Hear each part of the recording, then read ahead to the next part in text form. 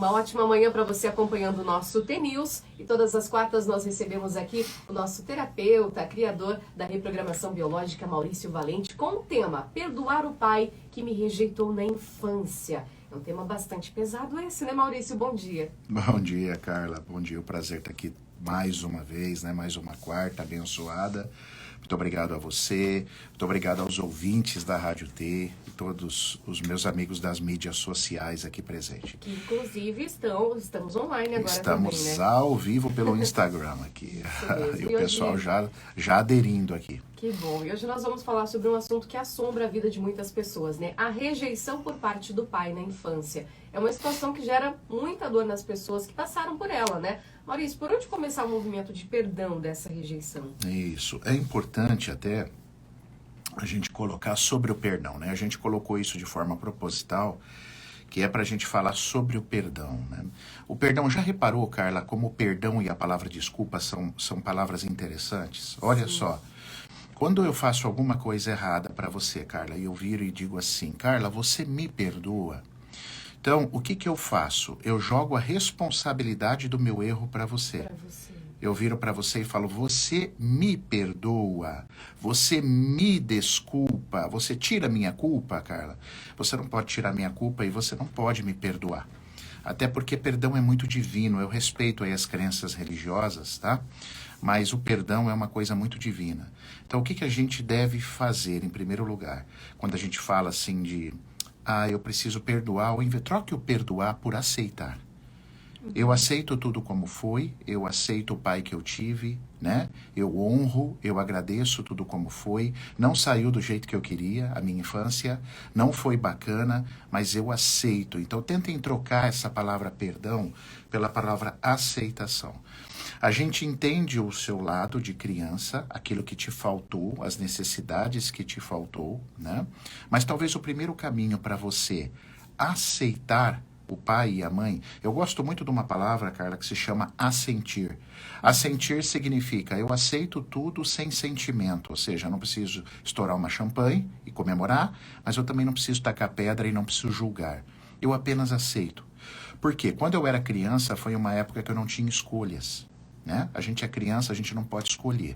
Então, tudo que a gente não pode escolher, Carla, a gente tem que aceitar, né? Ser rejeitada pelo pai não é uma escolha sua. Não é uma escolha sua. É o outro que rejeitou. Exatamente, é o outro que fez, né? É o outro que estava na dor, é o outro que não estava pronto para aquilo, para dar, ou o seu pai, ou muitas vezes a mãe, hoje nós estamos falando do pai.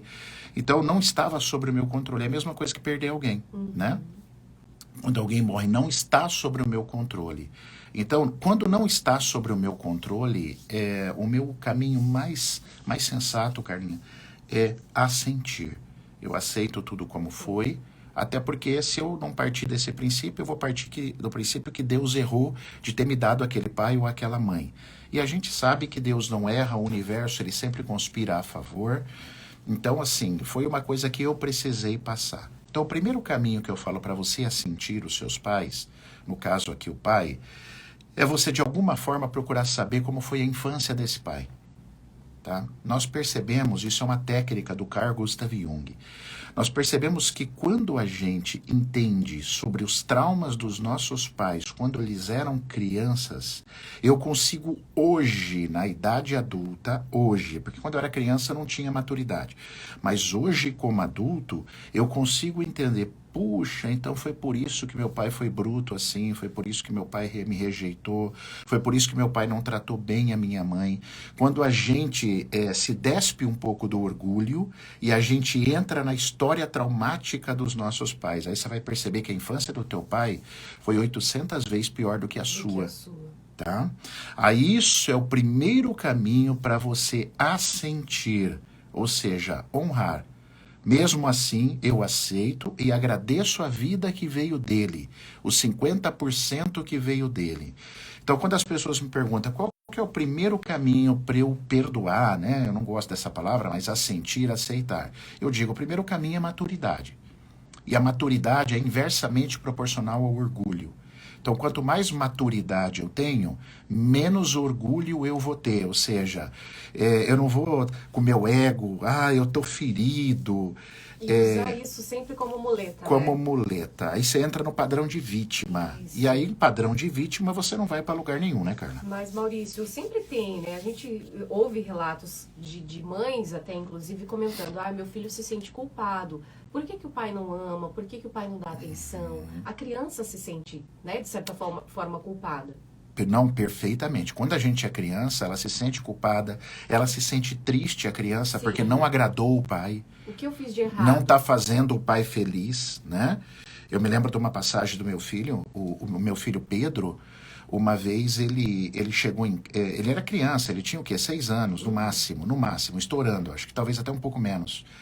E ele chegou, o quarto dele estava uma bagunça e eu cheguei muito tenso. Eu cheguei do trabalho cheio de problemas. Isso foi há muitos anos, ele está com 13, né? Foi há pelo menos 7 anos atrás isso que eu estou contando.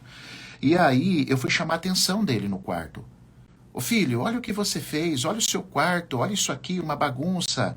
E ele queria me falar alguma coisa e eu não, sabe, Na hora... eu tava mais tenso, assim, Sim. eu tava mais nervoso. Então, não bati, não fiz nada, mas chamei a atenção dele. Olha o que você fez no seu quarto, filho.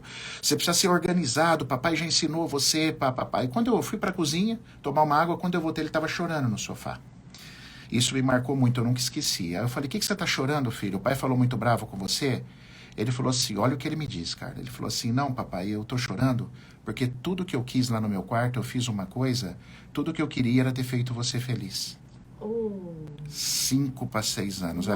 Ali eu ajoelhei, eu comecei a chorar com ele, abracei ele, eu senti muito pelo que eu fiz. Sim. Por isso que eu gosto muito da palavra sentir muito. Eu me responsabilizo pelo que eu fiz. Eu não peço para o outro me desculpar ou me perdoar. Eu sinto muito. Que era o que os nossos pais muitas vezes deveriam também ter feito com a gente. Mas muitos deles não têm força. Então por que eu contei isso do meu filho?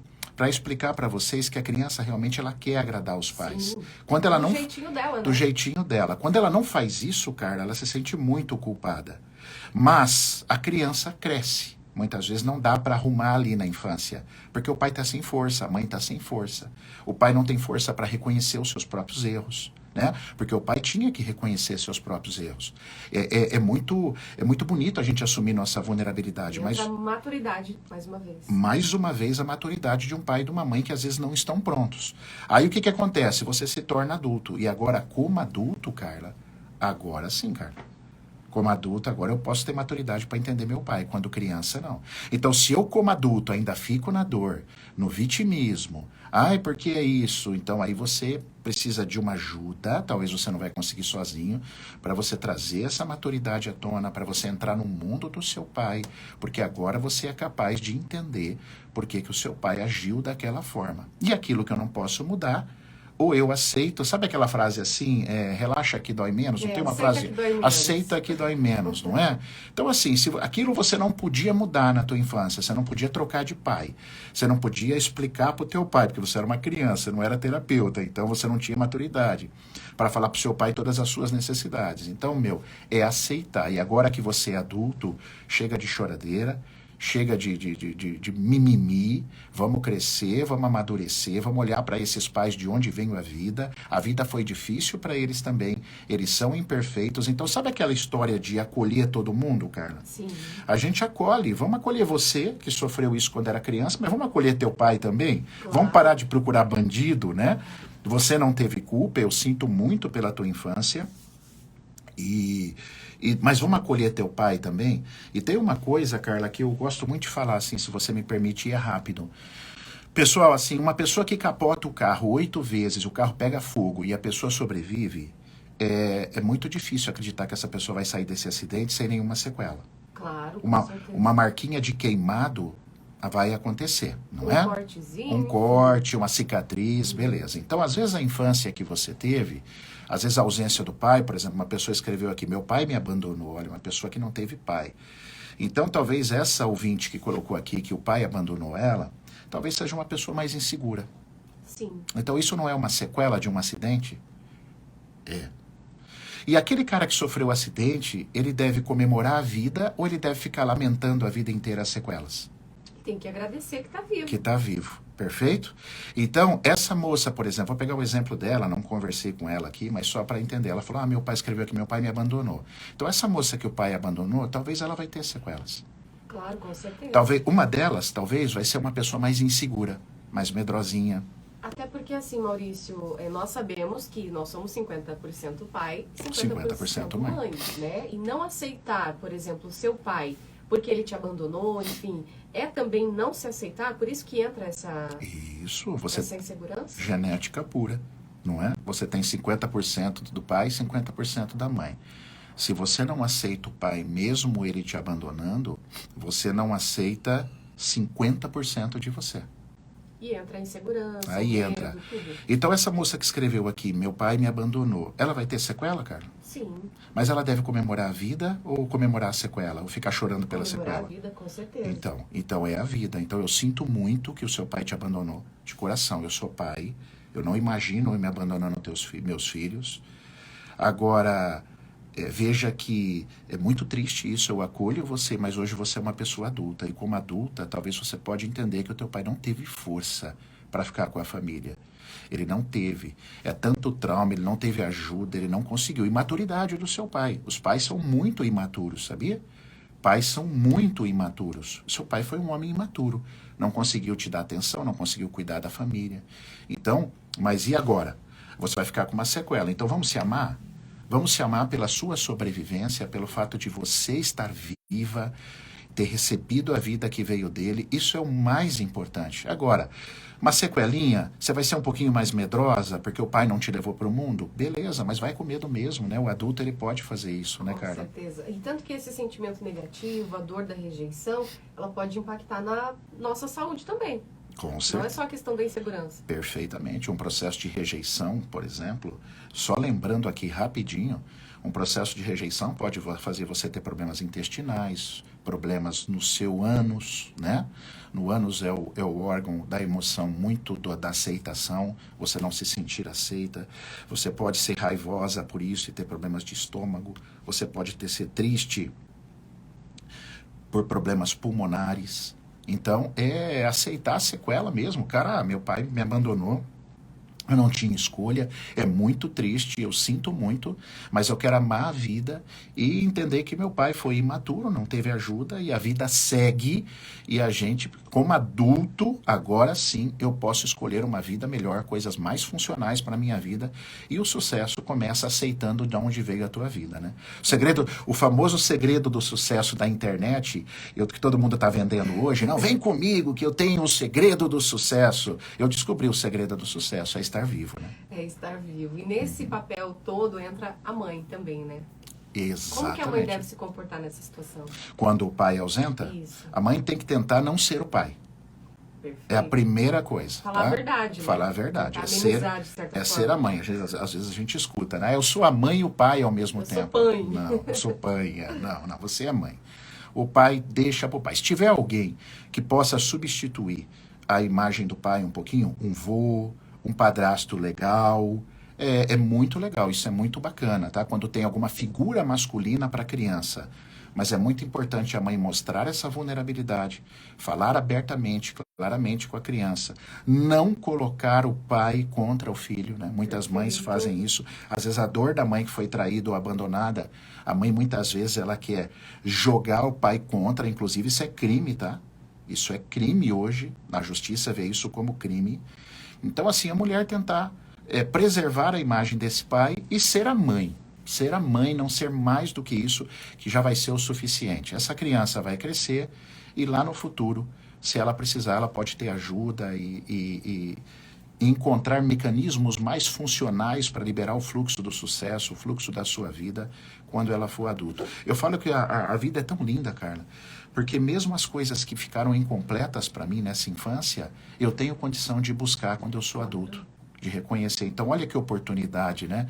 Não vou dizer assim, um trauma irreversível, que você nunca vai ter oportunidade de se trabalhar. Não, a gente tem maturidade, a gente cresce, a gente pode sair do vitimismo e a gente pode ter muitas oportunidades de crescer, né?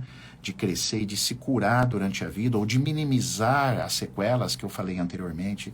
Isso é muito lindo, né? Isso é um processo muito verdadeiro e muito lindo ao ser humano. E é um assunto que rende também, né? Ah, que legal, né, Carlinhos? Com certeza, claro que tem muitas outras dúvidas. Quem está ouvindo a gente agora, acompanhando na live, pode inclusive contatar direto com você, né, Maurício? Pode, e pode. tirar mais algumas dúvidas. Você me acha em todos os meus meios pelo Maurício Valente Oficial. Maurício Valente Oficial é o meu Instagram, o meu YouTube e o nosso site, tá? Então, em qualquer lugar lá, você pode ter acesso e me procurar. Tem muito conteúdo gratuito, nós temos plataformas de assinatura, nós também, de tempos em tempos, a gente oferece cursos de formação, mas tem muita coisa gratuita também para você poder ter acesso e acompanhar e expandir a sua consciência, né, Carlinha? Isso mesmo, Maurício. Sempre muito bom falar com você. O prazer é meu, Carla. E um excelente dia. Bom trabalho. Obrigado para ti também. Obrigada.